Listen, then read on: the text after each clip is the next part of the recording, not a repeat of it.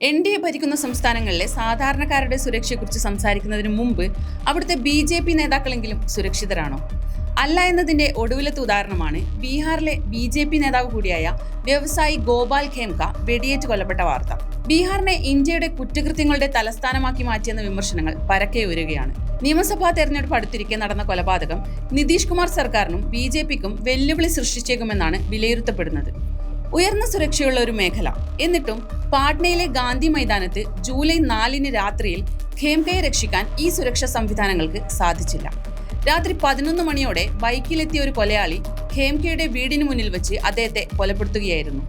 ഖേംകയെ കൊലപ്പെടുത്തിയ ശേഷം രക്ഷപ്പെട്ട അക്രമിയെ പിടികൂടാൻ ഇനിയും സാധിച്ചിട്ടില്ല. BJPയിലെ ഒരു ഉന്നത വ്യക്തി, കോടികൾ ആസ്തിയുള്ള ഒരു ബിസിനസ്സുകാരൻ, മഗധ് ആശുപത്രി, പെട്രോൾ പമ്പുകൾ, ഹാജിപൂരിൽ ഒന്നിലധികം ഫാക്ടറികൾ, ഫാർമസികളുടെ ഒരു ശൃംഖല എന്നിവ അദ്ദേഹത്തിന് സ്വന്തമായിരുന്നു.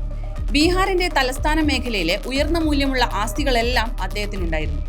അങ്ങനെ ഒരു ഉന്നതൻ കൊല്ലപ്പെട്ടതിൽ നിന്നും ഒന്ന് വ്യക്തമാണ്: ബീഹാറിലെ NDA സർക്കാരിന് കീഴിൽ പാർട്ടി നേതാക്കൾ പോലും സുരക്ഷിതരല്ല.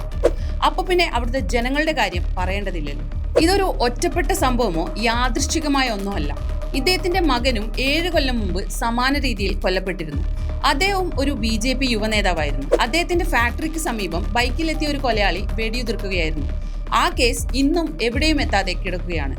ഇപ്പോൾ ആ കുടുംബം ഭയത്തോടെയാണ് ജീവിക്കുന്നത്. അദ്ദേഹത്തിന്റെ മറ്റൊരു മകൻ ഗൗരവ് ഔദ്യോഗികമായി പോലീസ് സംരക്ഷണം ആവശ്യപ്പെട്ടിട്ടുണ്ട്. BJP നേതാവായിട്ട് കൂടി ഖേംക അവിടെ കൊല്ലപ്പെട്ടെങ്കിൽ ആരും സുരക്ഷിതരല്ലെന്ന് ആ കുടുംബം മനസ്സിലാക്കിയിരിക്കണം. ബീഹാറിൽ ഇത്തരത്തിലുള്ള അക്രമ സംഭവങ്ങൾ പതിവാണ്. ആസിഡ് ആക്രമണങ്ങൾ, കൊലപാതകങ്ങൾ, രാഷ്ട്രീയ വീടുകൾക്ക് സമീപമുള്ള വെടിവെപ്പുകൾ, അവിടുത്തെ ദൈനംദിന സുരക്ഷ തകർന്നുകൊണ്ടിരിക്കുകയാണ്. ഭരണകക്ഷിയിലുള്ളവർ തന്നെ ഭയത്തിൽ കഴിയുമ്പോൾ സാധാരണക്കാരന് എന്ത് സുരക്ഷയാണ് ഈ സർക്കാരിന് നൽകാൻ സാധിക്കുക? ബീഹാറിൽ കൂടുതൽ രക്തം ചൊരിയുന്നതിന് മുമ്പ് നീതി ലഭിക്കുമോ എന്ന് കണ്ടു തന്നെ അറിയണം. യഥാർത്ഥത്തിൽ ഇത് ഒരു കുറ്റകൃത്യത്തിന്റെ മാത്രം കഥയല്ല. ഇത് അവിടുത്തെ NDA ഭരണത്തിനെതിരായ ഒരു കുറ്റപത്രമാണ്. ബീഹാറിനെ സുരക്ഷിതമാക്കുന്നതിൽ NDA പരാജയപ്പെട്ടുവെന്നതിന്റെ പ്രഖ്യാപനമാണിത്.